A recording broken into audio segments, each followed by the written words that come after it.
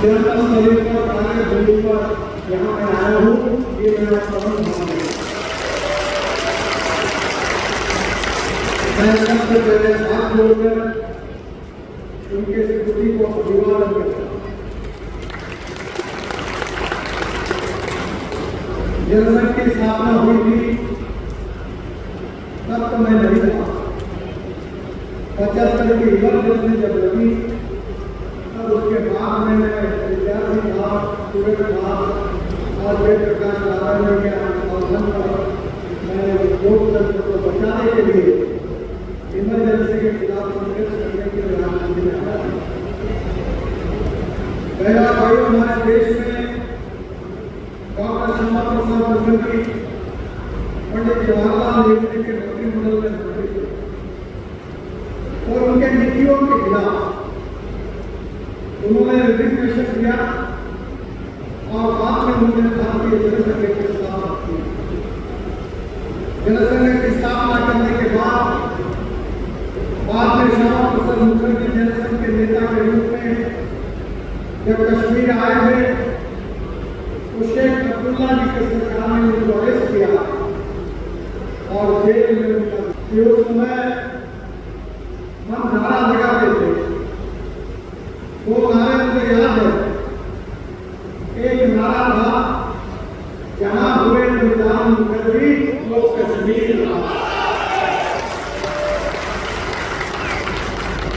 और दूसरा नारा था, कश्मीर हो या गुवाहाटी अपना देश।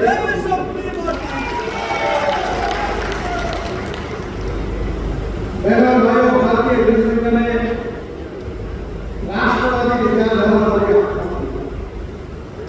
ये राष्ट्र सर्वोपरि है। हम जो चार रहे तेरा दैव अमर रहेगा, ये हमारे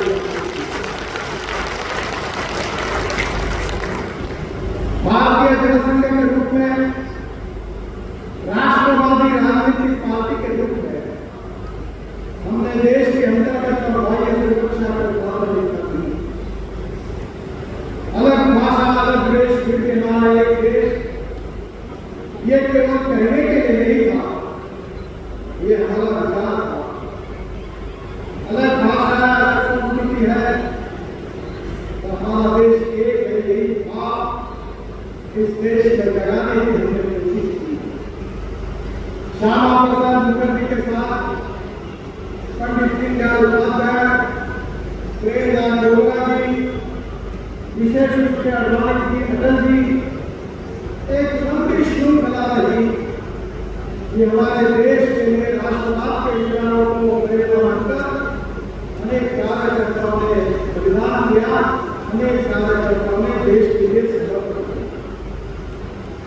राष्ट्रीय स्वयंसेवक संघ की विचारधारा हम सबको एक संस्कारित करके आदर्श स्वयंसेवक के रूप में हमें राजनीति के विजन मिली, और वो विजन है कि राष्ट्रवाद, राष्ट्र सर्वोपरि, राष्ट्र के सर्वांगीण उन्नति और विकास, यही हमारा उद्देश्य है।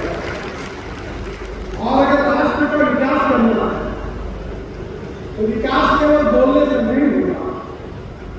राष्ट्र का विकास अगर करना है तो सुशासन और विकास करने की आवश्यकता है। गुड गवर्नेंस एंड डेवलपमेंट, और ये दो बातों के साथ तीसरा हमारा उद्देश्य है जो पंडित दीनदयाल उपाध्याय जी का सामाजिक आर्थिक चिंतन अंत्योदय के रूप में है, वो हमारा उद्देश्य है। दीनदयाल उपाध्याय जी के चिंतन में क्या है? ये समाज के आर्थिक पायदान पर खड़ा है, जिसको रहने के लिए मकान नहीं है, जिसको खाने के लिए रोटी नहीं है, जिसके शरीर पर कपड़ा नहीं है, उस दरिद्र नारायण को भगवान माने और उसकी निरंतर सेवा करते रहे। और जिस दिन उस दरिद्र नारायण को रोटी, कपड़ा, मकान मिलेगा, उस दिन हमारा कार्य पूरा होने का हम समझेंगे। यही आज मुझे खुशी है कि लोकतंत्र हमारे आस्था और लोकतंत्र